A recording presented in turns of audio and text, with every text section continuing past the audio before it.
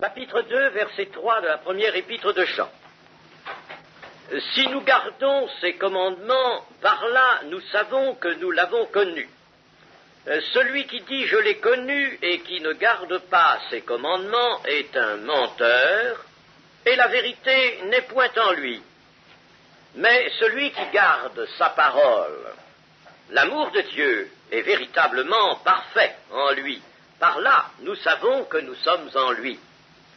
Celui qui dit qu'il demeure en lui doit marcher aussi comme il a marché lui-même. Amen. Si nous gardons ces commandements, par là nous savons que nous l'avons connu. Ah, voilà quelque chose qui n'est pas isolé dans le Nouveau Testament. Cette pensée-là a déjà été exprimée dans l'Évangile de Jean notamment. Et elle se trouve aussi exprimée en d'autres points. Mais elle est très importante.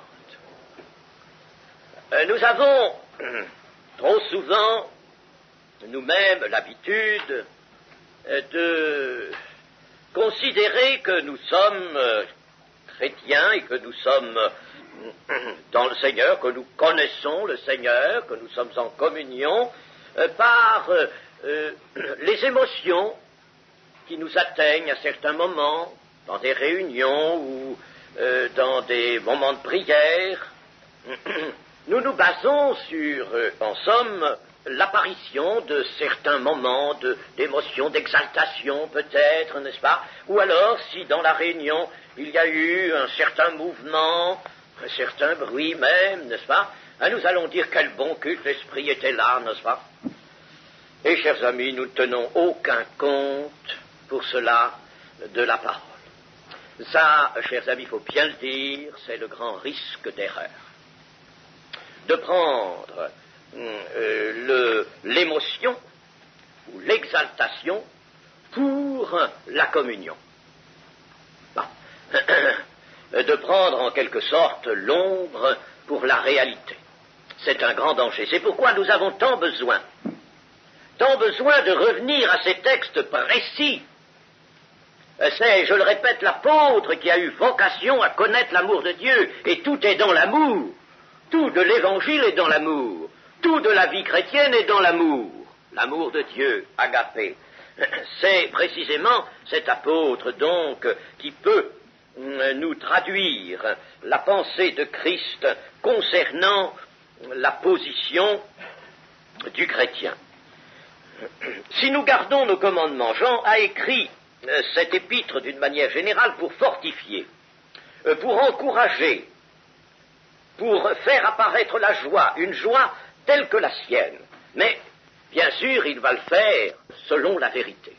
Ne lui demandons pas, n'est-ce pas, de nous apporter l'illusion de la joie, mais il va nous apporter la source même de la joie. Il dit aux chrétiens, avez-vous tant besoin de vous scruter? Est-il nécessaire que vous soyez à certains moments anxieux lorsque Dieu n'est pas sensible à votre cœur, que même à certains moments vous ne savez pas si vous avez votre salut ou si vous ne l'avez pas? Quand Dieu paraît s'être éloigné de vous, faut-il donc que vous restiez perplexe sur le point de savoir si vous êtes dans la communion ou si vous n'êtes pas dans la communion, si vous êtes vraiment dans votre position de disciple de Christ ou si vous n'y êtes pas, ou si vous êtes à côté?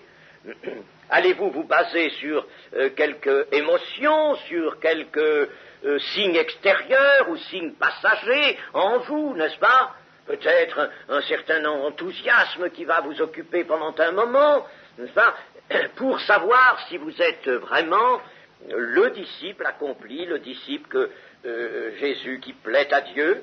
Non pas. Vous allez servir du vrai signe, du vrai test. Abandonnez donc toute perplexité, abandonnez aussi ces introspections pénibles et sans issue, ces recherches intérieures qui ne sont pas les bonnes. Il y a des recherches intérieures qui sont bonnes, la recherche, n'est-ce pas, du péché, examinez-vous pour savoir si vous êtes dans la foi. Mais quant à s'analyser constamment, n'est-ce pas, il y a des gens qui s'analysent beaucoup, eh bien, cessez cela. Voici un moyen sûr et simple de faire le point, de savoir où vous en êtes. Si vous gardez ces commandements, vous l'avez connu, vous êtes en sa connaissance. Si nous gardons ces commandements, par le fait que nous gardons ces commandements, nous savons que nous l'avons connu. Voilà le vrai test. C'est d'une objectivité magnifique, n'est-ce pas? Et il n'y a pas toutes ces subjectivités que nous introduisons. Nous introduisons des subjectivités tout à fait étrangères, je vous dis, n'est-ce pas, un mouvement, on s'est senti bien, il y a eu une joie générale, oh, le Seigneur était là, le Seigneur était avec nous, et puis bien sûr, n'est-ce pas, à ce moment-là, nous disons, oh, nous sommes vraiment avec le Seigneur est là, il est avec nous, il est en nous. Enfin, mais c'est pas le vrai test. Si nous gardons nos commandements, il s'agit par conséquent d'examiner notre vie chrétienne à la lumière de la parole de Dieu. C'est le moyen infaillible, par conséquent, d'être au clair, chacun, n'est-ce pas, pour soi, d'être au clair sur sa propre situation. Si nous gardons ces commandements, évidemment, n'est-ce pas, il faut que nous soyons à même de reconnaître que nous gardons ou que nous ne gardons pas ces commandements. Nous allons voir ce que cela veut dire tout à l'heure. Mais là, n'est-ce pas, il faut quand même pouvoir se placer devant ce test, devant ce moyen, n'est-ce pas, si nous gardons ces commandements. Est-ce que je garde ces commandements? Ah, voilà, c'est peut-être une question à laquelle il va m'être assez difficile de répondre. Eh bien, si je veux avoir la bonne réponse, l'épître d'ailleurs va nous renseigner dans la suite, mais disons tout de suite qu'il me faudra évidemment avoir recours à la prière, à celui qui sonde les cœurs et les reins. Il va falloir avoir recours à ma conscience. C'est ma conscience, la conscience du chrétien qui doit être éclairée mieux que n'importe quel autre. Et il faudra sans faiblesse que je m'interroge dans la prière.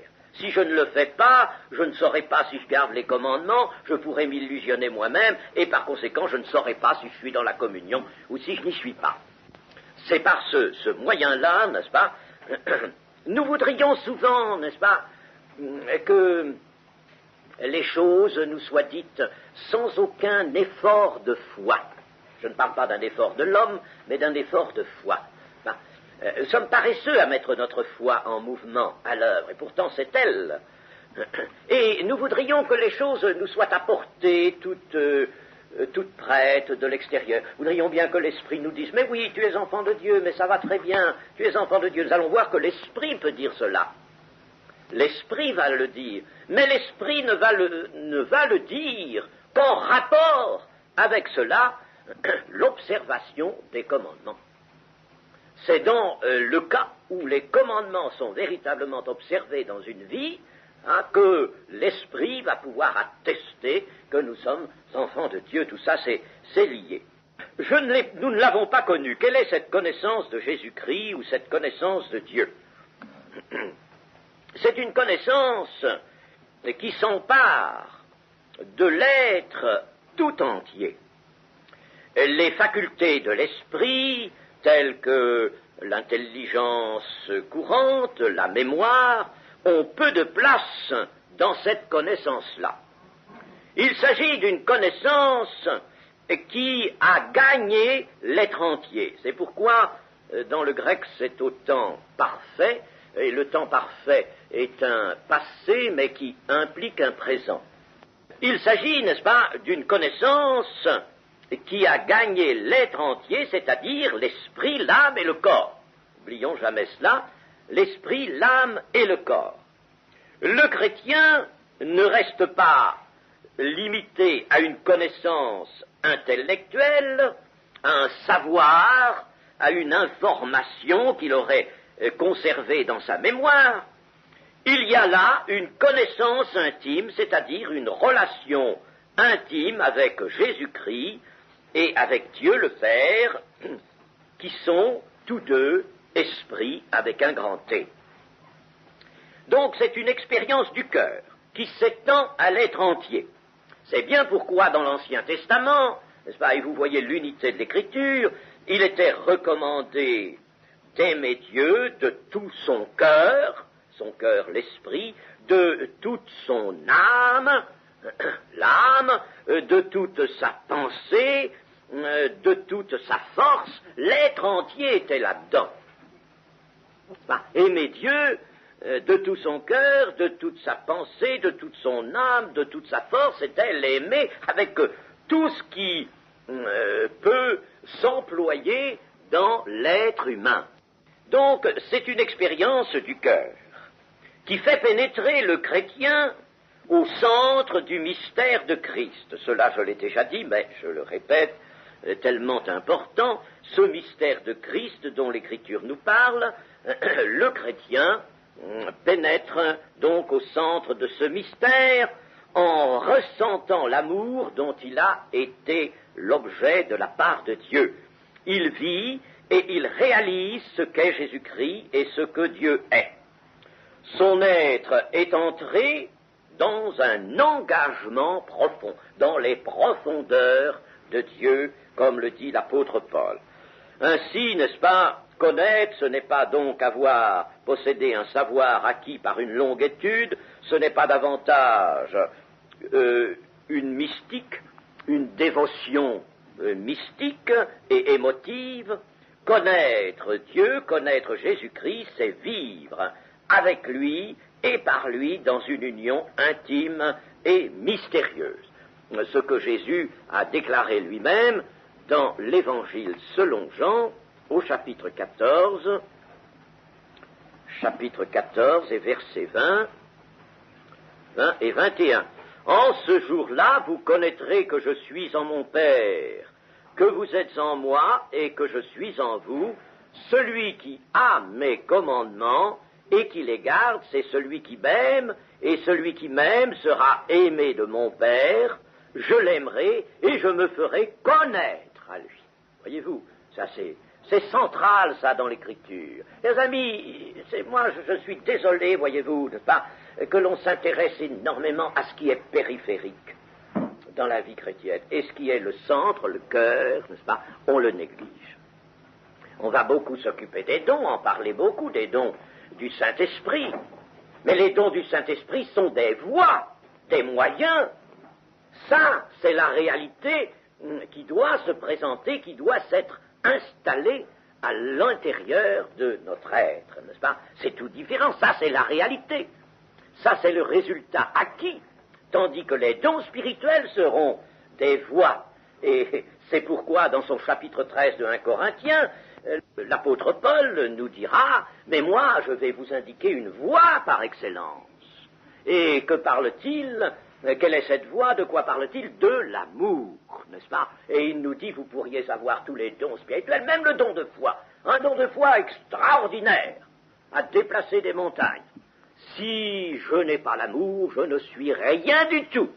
Nous aurions en somme, si nous parlons des dons, nous nous basons sur les dons, nous restons, n'est-ce pas, axés sur les dons, sans qu'il y ait rien au centre, alors, n'est-ce pas, nous avons la périphérie et puis le creux, le vide au centre, c'est-à-dire qu'il n'y a rien. Il n'y a rien, rien du tout. Alors, n'est-ce pas, les dons spirituels, c'est très bien, c'est un acquis ou une remise en valeur, une remise en foi que le mouvement de Pentecôte a réalisé. C'est très bien, mais laissons la parole dans son équilibre. Ne faisons pas, n'est-ce pas, des dons spirituels, une doctrine, la doctrine d'une nouvelle église, où nous allons faire une secte. Nous allons tomber n'est-ce pas, dans le travers de la secte, qui déforme, qui hypertrophie une partie de la parole. C'est bien de la parole, mais elle est hypertrophiée, elle est détachée du reste, elle ne signifie plus rien. Mais, mes amis, on peut prononcer des dons spirituels, quantité de dons spirituels, si l'on ne garde pas les commandements du Seigneur dans sa vie à soi, n'est-ce pas? Eh bien, il n'y a rien du tout, on n'est pas en communion. Alors, que faire de ces dons spirituels? Comment les considérer? Je ne suis rien si je n'ai pas l'amour. Et l'amour, nous l'avons vu dans ce passage, c'est précisément de garder la parole du Seigneur, de garder ses commandements. Alors moi je ne veux pas, n'est-ce pas, entendre poser un problème comme celui-ci, n'est-ce pas, oui, les dons spirituels, certes, ils s'exercent, ils sont là, les dons spirituels, les personnes qui les exercent, évidemment, elles sont loin d'être sanctifiées, oui, il y a bien des choses à redire dans leur conduite, évidemment, on déplore d'elles ceci, cela, elles chuchotent, elles parlent, elles jugent, elles prononcent des paroles, empreintes de nervosité, d'agacement, elles ne sont pas charitables, tout ça. Mais enfin, ça viendra par elles ont les dons spirituels. Qu'est-ce que c'est que ce problème-là? Ah, je n'en veux pas. Personnellement, je n'en veux pas. Et c'est pas ça la vraie Pentecôte, et c'est pas ça le plein évangile. N'appelons pas ça le plein évangile. Moi, j'appelle ça une fausse Pentecôte. Tout simplement.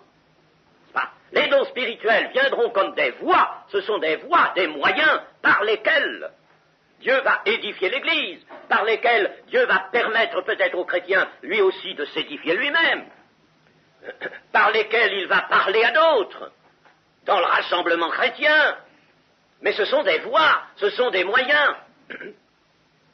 Ce n'est pas la réalité, ce ne sont pas eux qui sont la réalité centrale.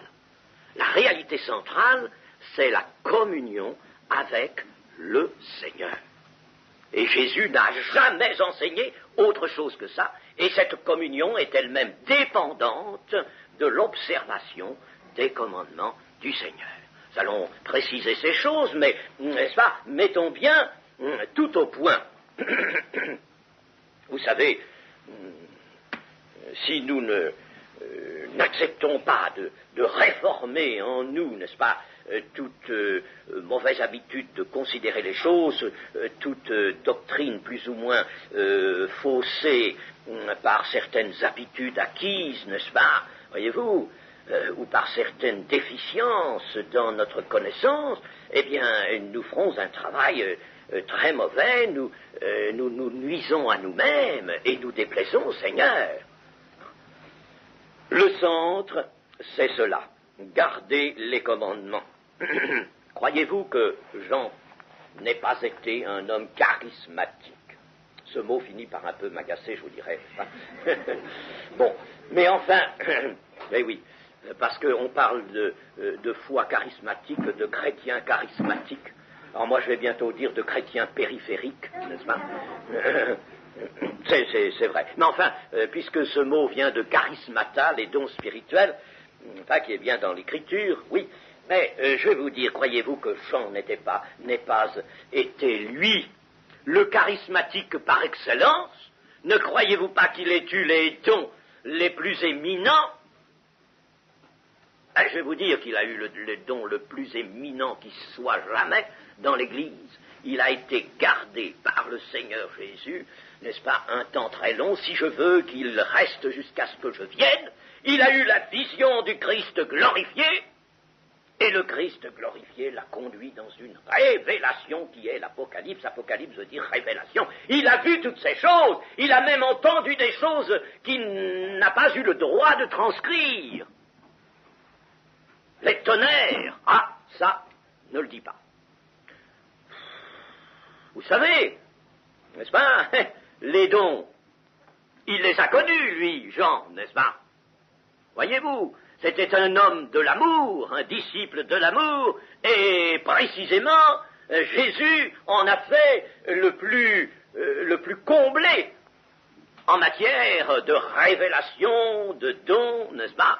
Et il a été transporté en esprit dans la cité de Dieu, il a contemplé la Jérusalem céleste, etc. Moi je dis que c'est celui qui a été le plus comblé en matière de dons spirituels, mais c'est l'apôtre de l'amour. Par conséquent, ne faisons pas d'opposition entre les dons spirituels et l'enseignement central, principal, essentiel de l'Écriture concernant la communion qui suppose elle-même l'observation des commandements de Dieu. Mettons toutes choses à leur place.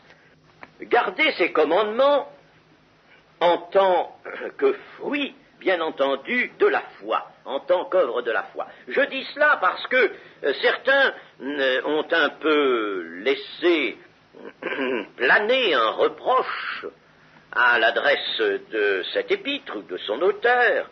On a dit, n'est-ce pas, ah mais ça, hein, c'est une espèce de retour au légalisme. Garder les ordonnances de la loi et les commandements, ça c'était bon du temps de la loi de Moïse, n'est-ce pas? Et puis on sait très bien que la loi jouait un certain rôle, elle était nécessaire en son temps, n'est-ce pas? Mais elle n'était pas un moyen de grâce, pas du tout un moyen de grâce. La grâce est venue avec Jésus-Christ. Alors personne n'a jamais pu observer pleinement la loi de Moïse. Personne ne l'a fait, n'est-ce pas? Et par conséquent, tous les hommes ont été convaincus de péché. Bon, alors ici, n'est-ce pas, est-ce que Jean ne nous ramène pas à ce légalisme, à la loi qui a été impuissante? L'Épître aux Hébreux dit qu'elle a été impuissante, mais elle n'était pas donnée pour ça. C'est pas que Dieu s'est trompé. La loi n'était pas le moyen qui pouvait transformer des hommes pécheurs en hommes observateurs de la loi, en hommes qui soient les saints de l'Église. C'est la grâce qui le fait, ça, c'est pas la loi n'est pas supprimée, mais c'est la grâce qui amène les hommes à l'observation de la loi. Donc ici, n'accusons pas Jean de légalisme, c'est que nous n'aurions pas bien lu toute son épître. Là, ici, il n'a pas peur de donner un petit tour, un petit air de légalisme, n'est-ce pas, garder ses commandements.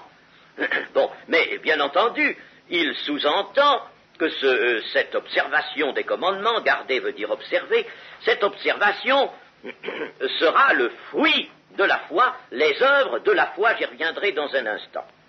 C'est bien la grâce de Dieu qui ordonne et qui donne une vie conforme à la volonté de Dieu. C'est la grâce, il n'y a pas de doute, c'est la grâce, n'est-ce pas? Il ne s'agit pas de prendre sa Bible et puis de dire, voyons, aujourd'hui, il faut que je fasse ceci, il faut que je fasse cela, etc. N'est-ce pas? C'est la grâce qui le fera. Il y a dans le passage que nous avons lu une deuxième expression qui figure au verset 5, au commencement du verset 5, mais celui qui garde sa parole. Une seconde expression, garder sa parole, qui est claire déjà. La première expression, garder ses commandements.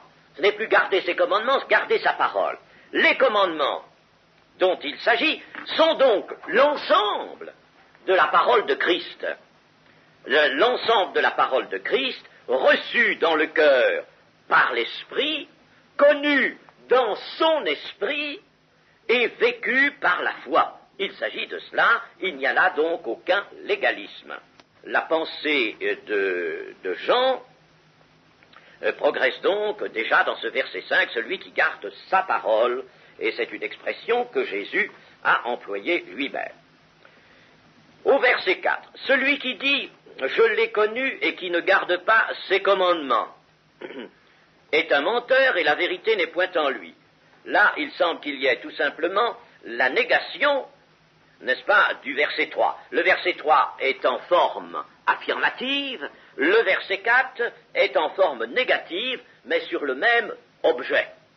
Garder ses commandements pour connaître, n'est-ce pas? Et là, celui qui dit « je l'ai connu », je suis en communion, mais qui, effectivement, n'est-ce pas, dans sa vie courante, ne garde pas les commandements de Christ, celui-là, c'est un menteur, et par conséquent, la vérité n'est pas en lui, il ne marche pas dans la vérité, il ne vit pas la vérité. Il vit, n'est-ce pas, une vie d'illusion. Il n'est pas question, là, de faire peur, n'est-ce pas? Celui qui dit « je ne l'ai pas connu » et qui ne garde pas ses commandements. Il n'est pas question de faire peur, il est question de mettre les choses très au point, nettement, n'est-ce pas? L'affirmation et la négation. Le Seigneur Jésus a fait cela. Celui qui mange ma chair et qui boit mon sang a la vie éternelle. Celui qui ne mange pas ma chair et qui ne boit pas mon sang n'a pas la vie éternelle. Voyez-vous, l'affirmation et la négation. Et nous arrivons à cette pensée qu'exprimait dans Matthieu 23 le Seigneur Jésus-Christ lui-même quand il parlait aux pharisiens. Des pharisiens, il parlait des pharisiens. Il a pu n'est-ce pas, s'exprimer ainsi, ils disent et ne font pas. Il y a un désaccord entre ce qu'ils disent être, ce qu'ils disent même qu'il faut faire, et ce qu'ils font, un désaccord. Se séparer de la parole de Christ, en fait, se séparer de la parole, ne pas la garder, c'est s'en séparer. Se séparer de la parole de Christ, en fait, dans le fait journalier de notre vie, eh bien, c'est se séparer de Christ, de la personne de Christ. Voilà, n'est-ce pas? C'est ne pas le connaître. Prétendre le connaître et ne pas garder sa parole, n'est-ce pas? Eh bien, c'est mentir. Par conséquent, si on se sépare de la parole de Christ, en fait, je dis bien en fait, pas parce qu'on pourrait la garder en prétention, en dire, n'est-ce pas? Mais ne pas la garder en fait, il s'agit de la vivre, et si vraiment on ne la garde pas en fait, si on s'en sépare en fait, on se sépare de la personne de Christ. Voilà, n'est-ce pas, ce que très nettement nous exprime ici l'Épître. Alors, la position du chrétien, si, n'est-ce pas, le chrétien ne garde pas la parole, sa position offre une image fausse d'une réalité qu'il n'a pas en lui, n'est-ce pas? Il n'a pas la réalité en lui, il en offre une image qui nécessairement est fausse, est trompeuse. Verset 5. Mais celui qui garde sa parole, l'amour de Dieu est véritablement parfait en lui, par là nous savons que nous sommes en lui.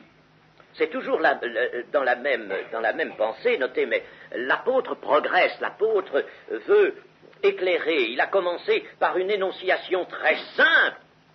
Si nous gardons les commandements, par là nous savons que nous l'avons connu. Seulement, ça demande à être éclairé, ça. Il n'est pas question de garder la parole, celui qui garde sa parole, il n'est pas question de préceptes isolés et rigides, dont le sens littéral seul serait retenu, comme cela se faisait du temps des pharisiens. Il ne s'agit pas de ça, il ne s'agit pas d'un code. Hein, mes amis, je l'ai plusieurs fois dit ici, et je le redirai encore aujourd'hui. Si vous faites de votre Bible un code, voyons voir, est-ce que c'est permis ça ou c'est pas permis? Voyons quel article, il faudrait savoir quelle page, quel chapitre, quel livre, quel article, n'est-ce pas, comme on consulte un code ou un code, n'est-ce pas, que ce soit la loi, les règlements, etc., article L numéro tant ou R numéro tant, n'est-ce pas, 2856, bon, alors qu'est-ce qu'il dit cet article? Il dit cela, n'est-ce pas? Alors, savoir si c'est permis ou pas. Il y a des gens qui se disent, par exemple, tiens, est-ce qu'on peut fumer? On va chercher là-dedans si c'est pas interdit, alors c'est permis. Tout ce qui n'est pas interdit est permis, n'est-ce pas, en général, dans le droit. Alors, ça, n'est-ce pas, c'est infiniment mauvais. Et pourtant, on rencontre encore cette manie-là. Mais c'est affreux, c'est tout. Il faut réformer complètement sa pensée. C'est pas ça, c'est pas un code, la Bible. C'est une pensée. La Bible, c'est une pensée de vie. Une pensée qui, si vous la logez en vous, si vous la recevez en vous, recevoir la parole de Christ, n'est-ce pas, c'est ça, recevoir la pensée de Christ, eh bien, vous allez, n'est-ce pas, vivre selon cette pensée. Mais chercher, n'est-ce pas, à scruter la lettre d'un petit verset, puis d'un autre, pour savoir si cela est permis ou est défendu, bon, c'est faire une œuvre vraiment tout à fait en dehors de ce qui nous est demandé. La parole de Christ est une révélation de tout ce qui concerne la vie nouvelle et qui est proposée à la foi. C'est la loi parfaite, c'est la loi royale qui apporte la vie du Christ se mettant à l'œuvre. Regardons Jean 8, versets 54 et 5. Jésus répondit, « Si je me glorifie moi-même, ma gloire n'est rien. C'est mon Père qui me glorifie, lui que vous dites être votre Père, et que vous ne connaissez pas. » Oui, il y a des gens, n'est-ce pas, qui disaient et qui ne connaissaient pas. Voyez.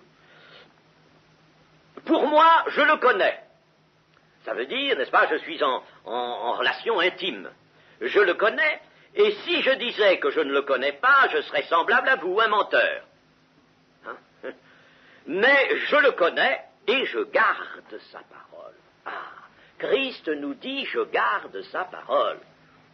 dans toute sa vie, et pourtant il ne s'est jamais, n'est-ce pas, référé à quelque chose un système rigide, mais il avait la pensée, il suivait la volonté de son père, n'est-ce pas, et la parole de son père, que ce soit la parole déjà écrite et qu'il observait, ou la parole que le père lui donnait sur le moment, il gardait la parole, il l'observait pleinement.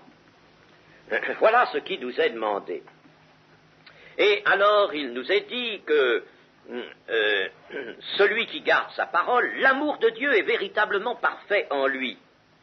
C'est-à-dire que celui qui garde la parole, donc qui fait comme Christ, qui gardait la parole de son Père, alors l'amour de Dieu, c'est-à-dire l'amour que Dieu inspire, l'amour dont il remplit les cœurs de ses enfants, cet amour est parfait, ce qui veut dire il est accompli. Il est accompli, il est réalisé. Cet amour se présente alors, c'est alors que cet amour se présente en sa parfaite réalité. Voilà ce qui veut dire l'amour est parfait, n'est-ce pas? L'amour est réalisé, comme on dit, un insecte parfait, un insecte adulte, absolument formé, tout est là, n'est-ce pas? Voilà, il n'y a plus à attendre d'évolution de cet animal, n'est-ce pas? Tout est là, il est parfait, n'est-ce pas? C'est dans ce sens-là, l'amour alors se présente dans sa totalité, dans sa réalité.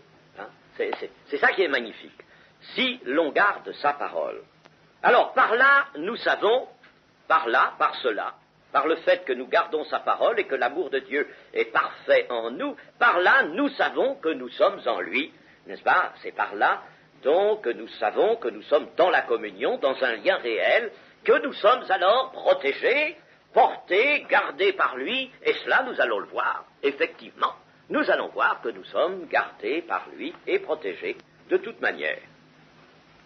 Verset 6.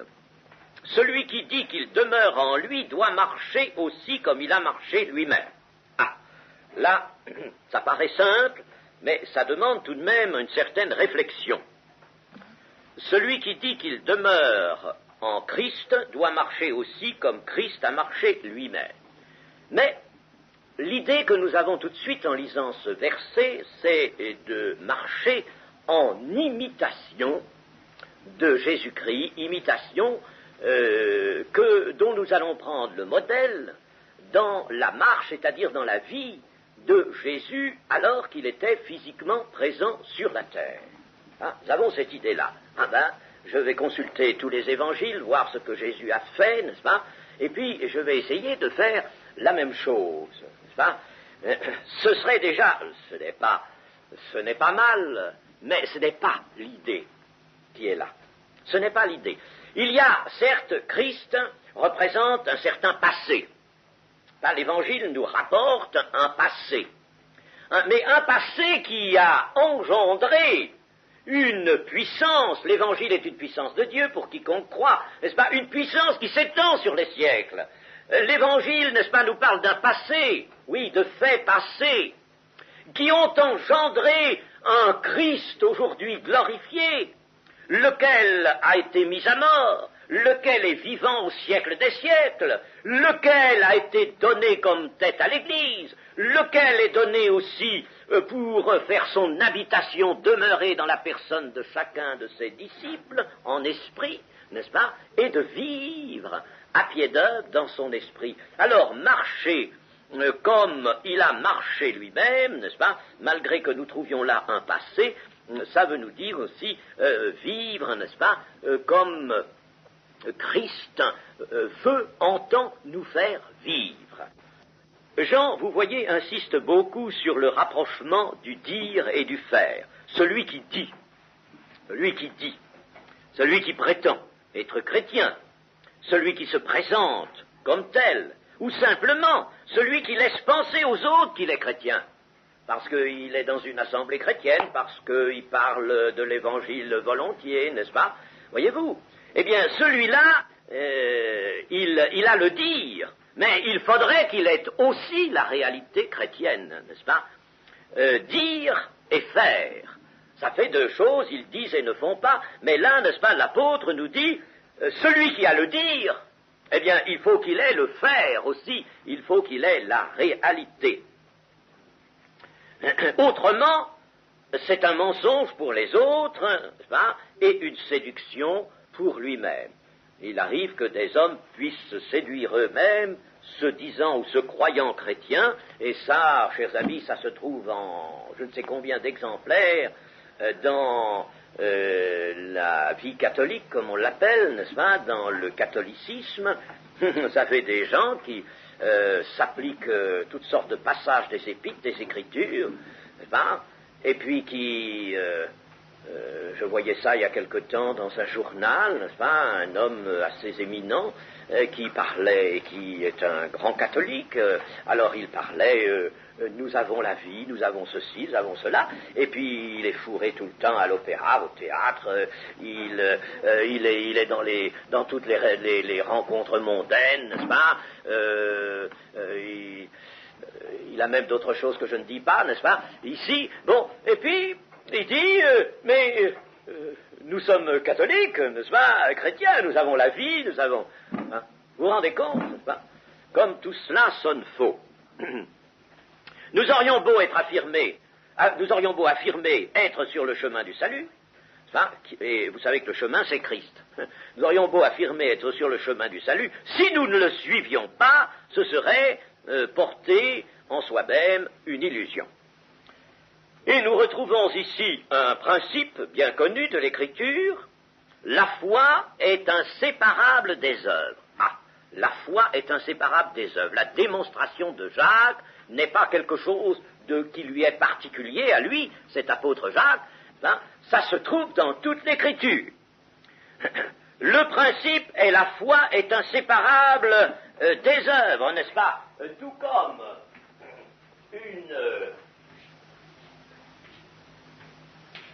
un arbre, n'est-ce pas, que voici, n'est-ce pas, que l'on voit hors de la terre, est inséparable de ses racines, n'est-ce pas?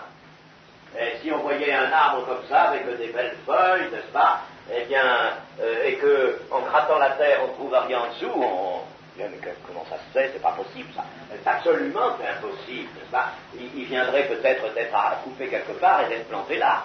Pour vous tromper. Mais, n'est-ce pas, si l'on voit cet arbre, n'est-ce pas, on ne voit pas les racines, elles sont sous la terre, mais on sait que les racines sont là. Eh bien, n'est-ce pas, nous pouvons faire une comparaison. Ici, dans les racines, nous mettons la foi qui est cachée, elle est cachée dans le cœur, la foi. Elle est cachée, et ce qu'on va voir ici, c'est l'arbre avec ses feuilles, ses fruits, n'est-ce pas, et ça, ce sont les œuvres de la foi, n'est-ce pas, comme l'arbre, la partie aérienne de l'arbre, et si vous voulez, n'est-ce pas, l'œuvre des racines, n'est-ce pas.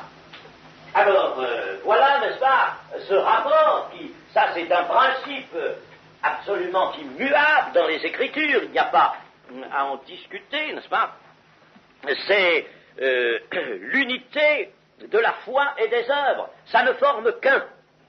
La foi et les œuvres sont le produit de la foi. Et si, par exemple, n'est-ce pas, on a coupé cet arbre, supposez qu'on ait coupé, n'est-ce pas, cet arbre, la plupart des arbres sont comme ça, n'est-ce pas, il reste une petite souche ici, et on voit immédiatement des branches réapparaître.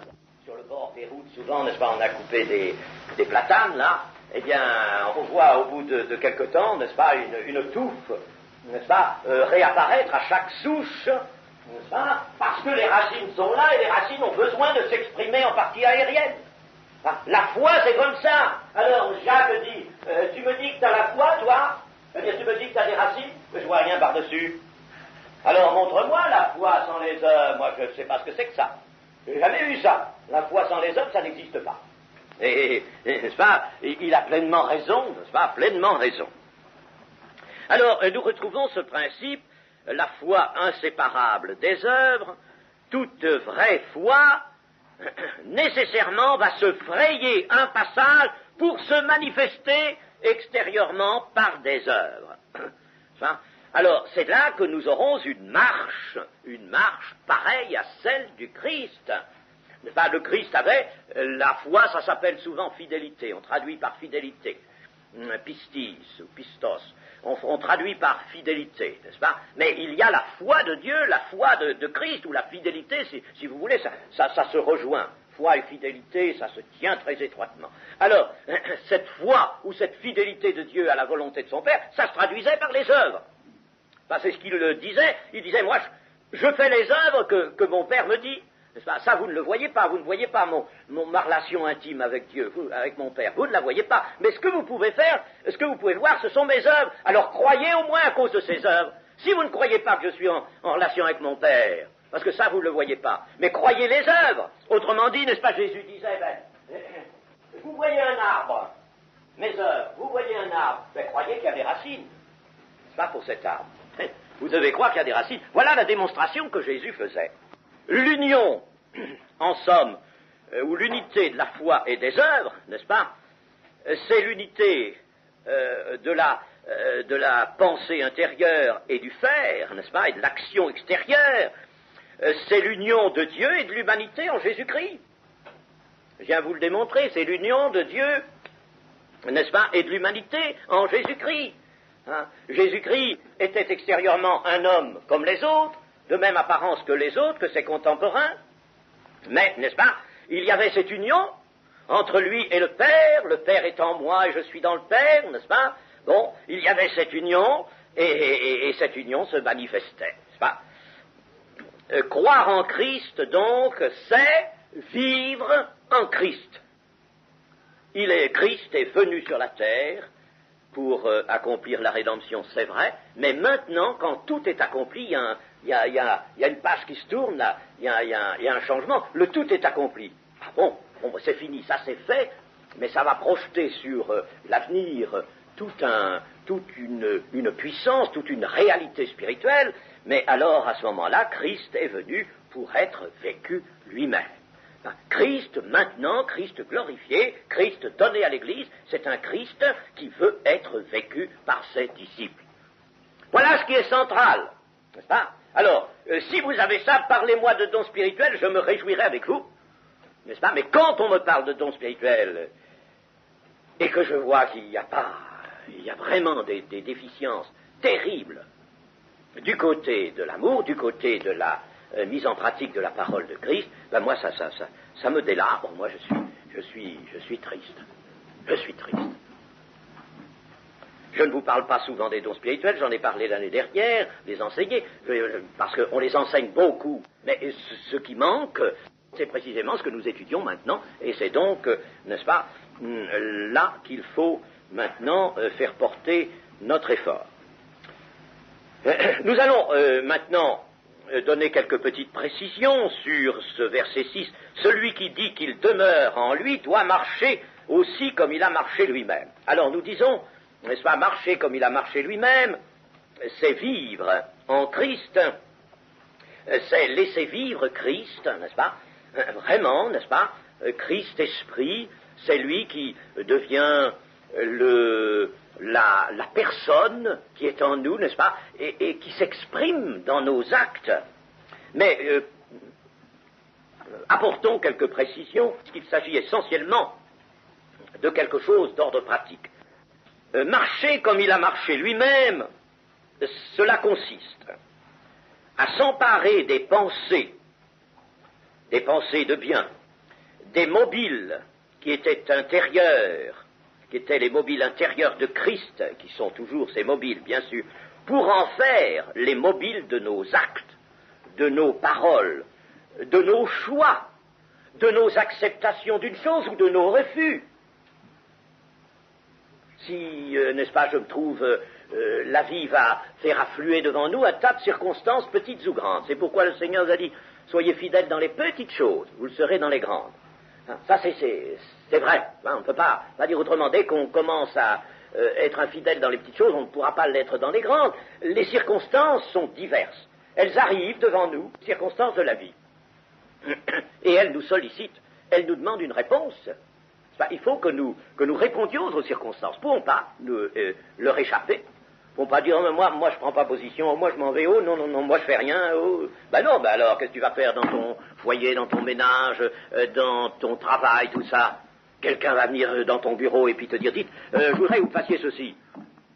Oui, est-ce que je vais le faire ou pas le faire? Si c'est un ordre et que cet ordre soit dans la ligne du travail que j'ai à effectuer, bon, c'est très bien, je le fasse d'une manière ou de l'autre. Mais si on vous dit, comme ça arrive quelquefois, dites donc, vous allez, vous savez, faire laisser croire que ceci, cela, n'est-ce pas, puis vous allez écrire autrement, etc. On vous demande de faire ça, vous allez le faire? Ah, voyez-vous comme il se pose des problèmes, des circonstances inattendues. Alors, vous allez vous dérober? Non, on ne peut pas se dérober. On est obligé de s'exprimer. Un chrétien va s'exprimer selon sa foi, n'est-ce pas? Dans toutes les circonstances, que ce soit les circonstances dans le cadre professionnel, dans le cadre familial, dans le cadre intime personnel, il y a des circonstances qui sollicitent de nous une réponse, une attitude, une décision, un choix à faire. Eh bien là, n'est-ce pas, il faudra que ce soit le mobile de Christ, n'est-ce pas, qui nous guide. Autrement dit, n'est-ce pas, nous pourrions nous poser cette question, comment Jésus ferait-il s'il était à ma place maintenant? S'il était devant ce dilemme, maintenant, attention, il faut peut-être faire une petite digression là, parce que Christ ne se mettait jamais dans de mauvaises positions, et nous, ça nous arrive, ça. Enfin, nous nous laissons coincer, n'est-ce pas, et puis nous nous laissons introduire, parce que par faiblesse ou par... nous avons consenti déjà à quelque chose, alors, toc, on se trouve dans une mauvaise position. Comme Abraham, n'est-ce pas, quand on lui dit, mais dis donc, c'est ta sœur? Tu nous as dit que c'était ta sœur? Mais dis donc, c'est pas ta sœur? C'est ta femme? Tu nous as menti? Il est coincé, hein? Voyez-vous, il arrive, n'est-ce pas, que l'on se fasse coincer ce qui n'arrivait pas à Christ. Christ ne se laissait pas prendre, coincé dans une mauvaise situation. Bon, mais écartons cela, si vous voulez. Malgré tout, n'est-ce pas, on peut se poser cette question, comment Jésus aurait-il fait à ma place? Qu'est-ce qu'il aurait fait, qu'est-ce qu'il aurait dit? Enfin, en admettant que ce soit une circonstance nouvelle, que je n'ai pas du tout, je n'ai pas provoqué moi-même, n'est-ce pas? Alors, qu'aurait-il fait? On peut dire aussi, voyons, je me trouve là dans une situation, que ferait Jésus, n'est-ce pas? Eh bien, on peut dire d'abord ceci, Jésus ne consulterait ni la chair ni le sang. Le Jésus ne consulterait pas la chair et le sang, et en général, c'est un peu ce que nous commençons par faire. Alors là, nous commençons à dévier, à nous séparer de la parole de Christ. Hein? Nous disons, voyons, quand même, il faut être raisonnable, il faut être sage, n'est-ce pas? Nous sommes dans le monde, il faudrait peut-être aller consulter un juriste, il faudrait peut-être mettre ça au tribunal, ou il faudrait peut-être tout de suite aller chercher le docteur, etc., que sais-je, n'est-ce pas? Voyez-vous? Ou alors, il faudrait peut-être aller, n'est-ce pas, et puis faire un peu de potin, là, et puis montrer son autorité, n'est-ce pas? Enfin, nous consultons la chair et le sang. Chose qui, déjà, n'est-ce pas, n'est pas à faire. C'est la chose que le Seigneur ne fait pas. Et si j'y insiste, c'est parce que c'est assez dur quelquefois de s'en débarrasser de ça. N'est-ce pas? Le premier mouvement, c'est de consulter notre sagesse, l'homme, la chair et le sang. Alors, s'abstraire de ça, mais consulter l'Esprit de Dieu. Christ n'était jamais à court d'une consultation et d'une réponse de Dieu. L'Esprit de Dieu lui inspirait sa conduite. N'est-ce pas? Il dit, moi je fais toujours la volonté de mon Père qui est dans les cieux, donc il la connaissait. Le Seigneur me montre les œuvres qu'il faut faire. Se trouve-t-il, par exemple, à l'entrée de Capernaum? Alors là, n'est-ce pas, avec Pierre, alors il y a un douanier qui est là et puis qui dit... Mais il dit à Pierre, s'adresse à Pierre, votre maître qui est là, il ne paie pas les 10 drachmes, n'est-ce pas, le petit octroi, il y a une espèce d'octroi, n'est-ce pas, ça n'existe plus, l'octroi, mais enfin, un petit impôt qu'il fallait payer à l'entrée de la ville. Et ce douanier, n'est-ce pas, nous savons très bien qu'il cherchait à percevoir le plus possible, parce qu'il avait un pourcentage dessus, n'est-ce pas. Alors, il dit ça à Pierre, n'est-ce pas. Et quand Pierre rapporte ça à Jésus, Jésus lui dit, eh bien, quels sont ceux qui sont assujettis au tribut? Ce sont les fils, n'est-ce pas, ou ce sont les étrangers? Alors Pierre lui dit, ce sont les étrangers. Bon, alors, les fils, c'est-à-dire les citoyens de Capernaum, en sont exempts. Ben oui. Bon, alors on aurait pu très bien, Jésus aurait pu dire à Pierre, écoute, tu vas aller dire ce fonctionnaire-là, n'est-ce pas, tu vas aller lui dire que nous sommes citoyens de Capernaum, puisque Jésus habitait à Capernaum, nous sommes ses citoyens, et que par conséquent, nous n'avons pas à payer ça. Seulement, n'est-ce pas, Jésus pressent tout, voit tout, et il sait, étant donné que l'Esprit en lui, n'est-ce pas, est là pour lui apporter toute information sur la situation, même ce qui est caché dans une situation, il sait que le fonctionnaire en question est là un peu pressenti par d'autres pour essayer de faire un beau petit scandale, enfin, de faire du bruit, n'est-ce pas, et d'essayer de mettre à mal la prédication de Jésus qui disait, qui avait annoncé ceci. Si quelqu'un veut te prendre une pièce de ton vêtement, ben, tu lui donnes l'autre aussi, n'est-ce pas? S'il te prend une partie de ton vêtement, tu lui donnes l'autre. Et Jésus se serait trouvé à refuser, n'est-ce pas, les 10 drachmes, une petite tribut qu'il fallait payer, n'est-ce pas? Et il se serait trouvé en contradiction avec la parole qui avait été annoncée, qui était surtout vue, n'est-ce pas, dans son sens très littéral, n'est-ce pas?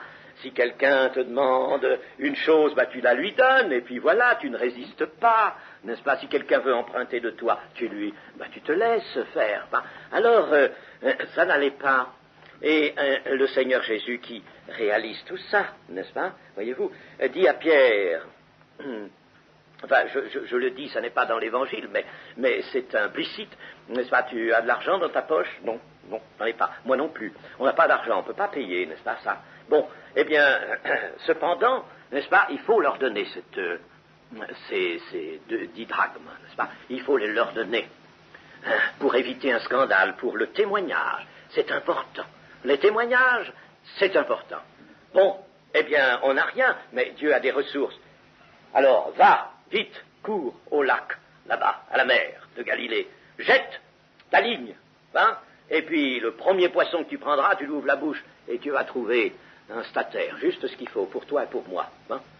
Alors, l'Évangile ne nous dit plus rien, mais nous savons que Pierre y est allé, n'est-ce pas? Et il a pêché, il a retiré un poisson, il a ouvert la bouche, il y avait la pièce de monnaie dedans. Il a porté ça au Seigneur Jésus, on est entré à Capernaum, on a remis ça, il n'y a pas eu de scandale. Tout l'ennemi a été, n'est-ce pas, décontenancé. C'est l'ennemi qui a été décontenancé, n'est-ce pas? Et la parole a été vécue dans le témoignage. Vous voyez, ça, c'est une petite circonstance. N'est-ce pas? Une petite circonstance. Mais comme c'est délicat, comme c'est magnifique. Alors, nous disons, bah oui, peut-être pourrais-je faire ceci, faire cela, selon l'Évangile. Oui, ce serait peut-être bon. Mais je peux pas, vraiment je peux pas, j'ai pas les moyens. T'as pas les moyens? Mais s'il faut le faire pour le témoignage, il n'y a pas un Dieu qui pourvoit à toute chose? Tu as oublié ça, qu'il y a un Dieu qui pourvoit. Tu as oublié la leçon du poisson. C'est tellement si extraordinaire. Pourquoi, en somme, Jésus a-t-il voulu faire ce miracle si extraordinaire? Il n'y en a pas d'aussi spectaculaire, si je veux dire, que celui-là, n'est-ce pas, d'aussi extraordinaire. Enfin, pêcher un poisson, puis dans ce poisson, il y a juste la pièce de monnaie qu'il faut, n'est-ce pas? Alors, et pourquoi l'a-t-il fait? Pour nous montrer que Dieu peut pourvoir, n'est-ce pas? Si nous avons souci du témoignage, si nous avons souci de marcher comme il a marché lui-même, de vivre, n'est-ce pas, vraiment la parole de Christ, de garder sa parole, n'est-ce pas, avec l'esprit, voyez, n'est-ce pas? Eh bien, alors, Dieu pourvoira à toute chose, n'est-ce pas, et nous donnera le moyen d'être fidèles. Même s'il s'agit d'un moyen matériel que nous ne possédons pas, Dieu nous donnera ce moyen d'être fidèles.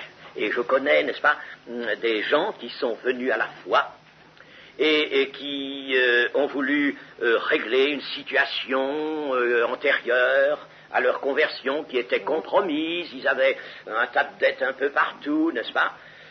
Je ne dis pas que Dieu leur a subitement donné un compte en banque pour régler leurs dettes, mais quand ils ont été humbles et qu'ils se sont attendus à Dieu, étant prêts eux-mêmes à faire tous les sacrifices, mes amis, tout leur est venu et ils ont pu être un témoignage.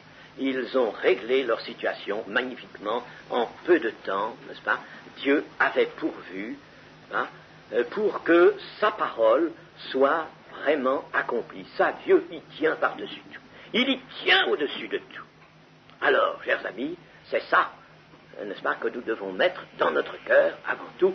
Il faut que je garde la parole de mon maître, il faut que je marche comme il a marché lui-même. Amen.